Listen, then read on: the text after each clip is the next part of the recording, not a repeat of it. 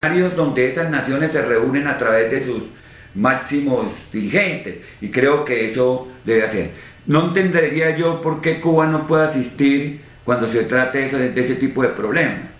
El cuestionamiento que hacen en materia de derechos humanos a Cuba, ningún país de América Latina o de América en general, ni Canadá, ni Estados Unidos, ni México, ni Salvador, ni Honduras, Guatemala, ninguno, de Argentina a Alaska, ningún país tiene autoridad moral para sancionar sobre materia de derechos humanos a otro país, Esta porquería que se ha visto de lo que han hecho el ejército norteamericano en Afganistán, en Irak, lo que han hecho en Guantánamo, todos esos elementos no le permiten a este país reclamarle a un país que ha garantizado los derechos fundamentales en medio del bloqueo y del embargo, un cuestionamiento de derechos humanos, en materia de derechos humanos. Ahora, es indiscutible que es necesario garantizar a las disidencias los espacios para expresarse, porque eso hace parte de las democracias. El camino que deben seguir los disidentes no es el camino de la cárcel, es el camino del reconocimiento del pensamiento diverso, del pensamiento crítico, del pensamiento que ayuda a enriquecer los procesos de las transformaciones de las sociedades latinoamericanas. Entonces, la disidencia, la oposición, ¿cierto?, es fundamental para la consolidación de las democracias. No entiendo las democracias sin oposición, no entiendo las democracias sin disidencias. Entiendo las democracias como la expresión pluralista de las distintas formas de concebir la sociedad, el Estado y la vida, en términos de las disputas que se dan para poder ejercer a plenitud cada uno de esos proyectos en el escenario de la vida política de las naciones.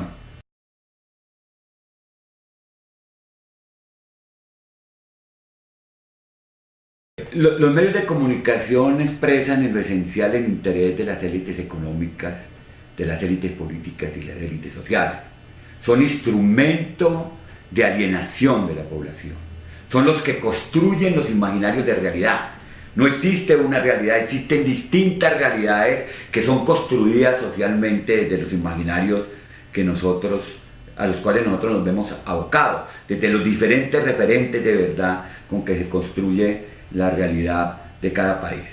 Pero yo pienso que lejos de todas esas confrontaciones que puedan tenerse, no le pidamos a RCN, no le pidamos a Caracol que dejen de ser lo que son.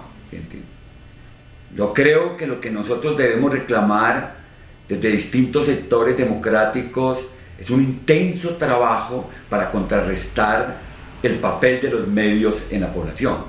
Yo me arriesgaría a plantearme una tesis aquí. Yo creo que la sociedad colombiana es, por la naturaleza de sus necesidades, una sociedad con tendencias hacia la izquierda, pero en sus requerimientos prácticos las respuestas que encuentra son de la derecha, entonces termina apoyando a la derecha. Si la izquierda tuviera la oportunidad de garantizarles a la población el ejercicio de sus derechos plenos en materia de educación, salud, vivienda, trabajo, participación, recreación, afecto, solidaridad, todo ese tipo de cosas que constituyen el imaginario humano de la izquierda, entonces se podrían generar realmente transformaciones significativas. Yo digo, hay un estado de alienación general de la población producido por los medios que nos ha hecho construirnos un país de rencores, de odios, de violencias, de guerras. Y hay una realidad específica de quienes han gobernado durante 200 años en que, lejos de posibilitar que se resuelvan los problemas estructurales de nación, lo que han hecho es profundizar las crisis, porque viven de las crisis que el país, su nicho político, su nicho social, su nicho económico son las crisis del país. De allí extraen todo el potencial que tienen para saquear los presupuestos, para saquear los lugares del ejercicio del poder, para asaltar el Estado, para robar el Estado, para capturar el Estado.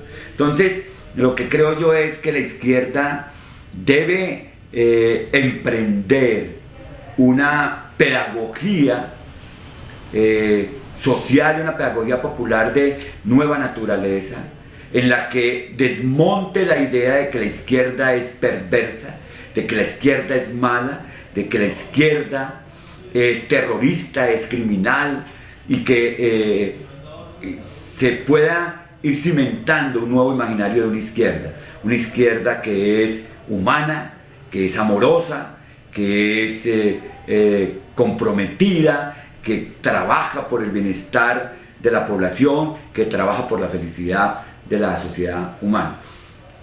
Los gobiernos que han pasado por Bogotá, que pretenden ser gobiernos de izquierda, han realizado grandes cosas. No todo lo que debieron haber hecho. Debieron haber hecho mucho más de lo que hicieron. Pero han realizado grandes cosas en materia de educación, de salud, de alimentación, de vías, de infraestructura, de vivienda. Han hecho grandes cosas esos gobiernos. Pero eso no se ha visibilizado, eso no, la gente no lo ha visto, la gente como que no lo termina reconociendo como si hubiese sido hecho por parte de los gobiernos de izquierda, como que no hay una cultura de la difusión de lo que se hace para que la gente entienda que eso lo hizo un gobierno de izquierda. Ahora, también tenemos unas prácticas absolutamente cuestionables a esos gobiernos, en términos de lo que han hecho en materia de corrupción. O sea, no podemos engañarnos ni decirnos mentiras. Gustavo Petro tiene una oportunidad fundamental. Bogotá es una Bogotá con imaginario de izquierda. Por eso llegaron Lucho Garzón, por eso llegó Samuel, por eso llegó Petro. Porque esta ciudad es una ciudad con espíritu de izquierda. Con espíritu de izquierda. Esta es una ciudad de pensamiento crítico, esta es una pensamiento de voto de opinión, ¿cierto? Y ese voto de opinión pesa en la decisión de la constitución. Pero tiene la oportunidad de reconstituir el imaginario ciudadano en términos de las administraciones de la izquierda democrática. Ese es un gran reto. Él tomó distancia de los gobiernos anteriores y del polo democrático para surgir con el proyecto de los progresistas en el camino de poder construir un nuevo imaginario de la práctica social, política y administrativa. Yo, por ejemplo, reconozco que Petro le ha apostado a lo público, le ha arriesgado a lo público, lo que hizo en relación con las empresas públicas. ¿Por qué si nosotros somos los mayores accionistas tenemos que permitir que sea el sector privado el que conduzca eso? ¿Entiende? Le ha apostado a la reconstrucción del espacio de lo público, a la inversión adecuada, le ha apostado, ¿cierto? Entonces esperemos que esas apuestas salgan exitosas y que la comunidad le reconozca a ese proyecto que son el de los progresistas que lidera Petro, las realizaciones que vaya haciendo en cada uno de los pasos. Yo sería partidario de que cazara menos peleas y emprendiera más acciones. La forma más inteligente hoy de hacer la política es despolitizar el discurso y politizar la práctica, porque la despolitización del discurso nos evita a los enemigos y la politización de la práctica nos permite mostrar las obras. La política entendida como el conjunto de ideas y acciones a través de las cuales ejercemos el poder público para la construcción del bien común. Eso es la política. Por eso ese modelo de la política me parece que debe ganar un espacio de reconocimiento y proyección en la ciudad.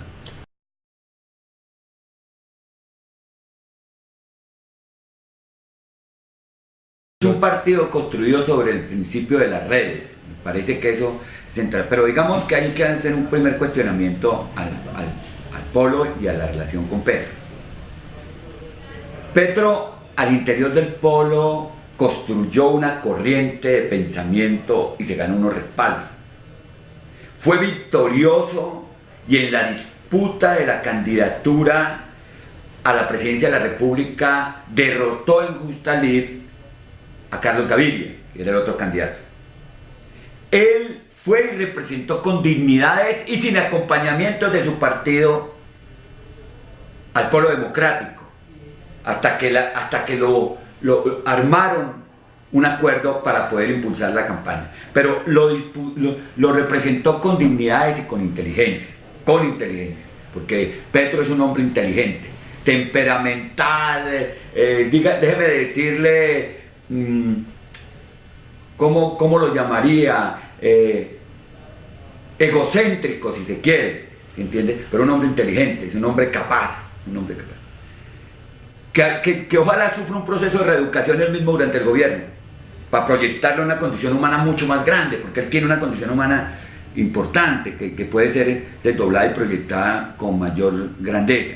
Pero cuando pasan las elecciones, él es el candidato, él es el presidente del partido.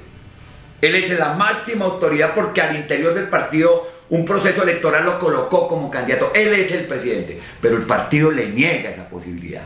Lo discrimina, lo señala, lo ignora y él tiene que irse del partido. Y se va del partido. Si a mí no me quieren aquí, yo me voy. Y se fue e inició su propio proceso, ¿cierto? Es legítimo que si él hace todo lo que está a su alcance para mantenerse en una institución partidaria, esa institución partidaria lo repulsa, es apenas lógico que él se vaya. Y se fue con quien se fue. Y demostró que es exitoso en la gestión política. Y logró llegar a la alcaldía con su propio proyecto, empujando un imaginario de izquierda, democrática, ¿cierto? Con un discurso conciliador de reconocimientos y también de confrontaciones y de contrastaciones que lo posibilitó, le hizo ganar la voluntad popular en términos de la intención de voto que se expresó en las urnas. Eso es lo que llegó al poder de la alcaldía y ahora tiene que concentrarse, él personalmente, tiene que concentrarse en la administración de la ciudad. El papel de Petro no es construir progresistas, él no tiene nada que hacer eso, él tiene que gobernar bien la ciudad. Él es el primer propagandista del progresista, pero no es propagandista porque se dedique a hacer proselitismo, sino porque se dedica a hacer gobierno. Eso es lo que lo hace el primer propagandista, hacer un excelente gobierno para que progresistas puedan decir: esto es lo que podemos mostrarle al país de lo que somos capaces de hacer. ¿Entiende? Entonces se van a dar dos procesos: uno, mostrar la gobernabilidad y la capacidad, y el otro, mostrar la capacidad para poder generar formas de organización nuevas. No sé si es un partido de red, un movimiento de red, que va a hacer lograr consolidarse en un evento, pero que va a tener un tipo de militancia dispersa. Es que el Polo no tenía militancia individual, no era un problema de cuadros. El problema del Polo era que era una militancia de organizaciones, eran militantes colectivos. Entonces militaba el Partido Comunista, el Partido de los Trabajadores, o el Partido del MOIR, o la NAPO, o Poder y Unidad Popular, Presentes por el Socialismo, más movimientos sociales, es decir, es un partido de colectividades. Entonces un partido de colectividades, cuando las colectividades comienzan a desprenderse, se hace pedazos. Entonces lo que hay actualmente en el Polo es un empequeñecimiento cada vez mayor, porque cada pequeño desprendimiento que haya se lleva una gran cantidad de militantes. Eso es la forma de organización que son, porque funcionó como un frente social y político transformado en un partido. ¿Entiende? Eso fue lo que ocurrió con el Polo. Aquí lo que hay es otra cosa.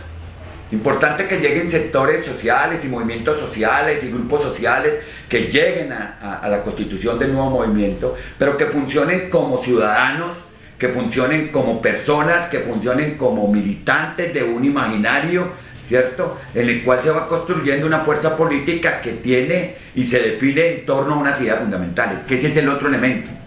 Yo pienso que hay que construir un programa, pero un programa de una hojita, que tenga 5, 6, 7, 8, 10, un decálogo de propuestas unitarias, o sea, que genere una serie de coincidencias políticas unitarias desde las cuales se pueda referenciar todo el mundo y todo el mundo tenga cabida ahí, ¿cierto? Y una hoja de ruta, es decir, una propuesta para poner en marcha.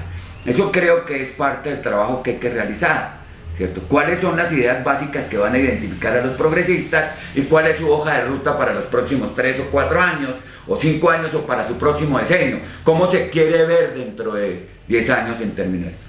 Creo que es una nueva experiencia de la democracia en términos de la izquierda democrática.